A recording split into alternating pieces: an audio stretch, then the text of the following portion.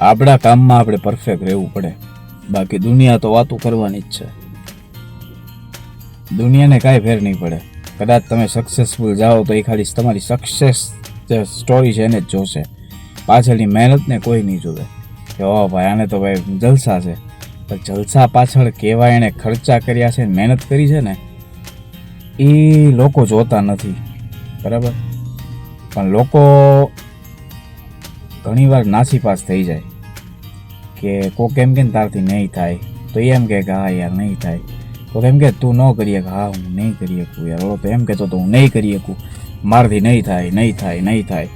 એમાં ને એમાં આત્મવિશ્વાસ એનો ગુમાવી બેઠે ને કાંઈ કરી ન હોય કે લોકોના જ વિચારમાં વિચારે કે ઓલો શું કહે, પેલો શું કહે, ઓલો શું કરશે, આ શું કરશે, પેલો શું કહે. દુનિયાની છોડો. સાહેબ એક વાત કહું કે સિંહ છે ને ક્યારેય એવું ન જોવે કે ઘેટા ઉમેની શું ચર્ચા થાય છે. એને ખબર જ છે કે હું એક તરફ મારીશ તો ઘેટા ઉલ્લી જ જવાના, ભાગી જ જવાના. સિંહ બનો, ઘેટા નહીં. એટલે જીવનમાં કંઈક કરવું હોય ને તો અત્યારથી જ કરવા માંડો.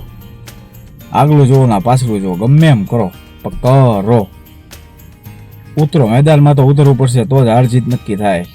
કદાચ જો હાર્યા તો ઠીક છે, કાંઈ જવાનું તો છે નહીં, અને જીત્યા તો જગ જીતી જાય. તમે જોવો જ છો ઇન્ફ્લુએન્સર ઘણા બધા કે જે અત્યારે કાંઈ હતા નહીં ને આગળ આવ્યા છે અને બહુ મોટું નામ છે.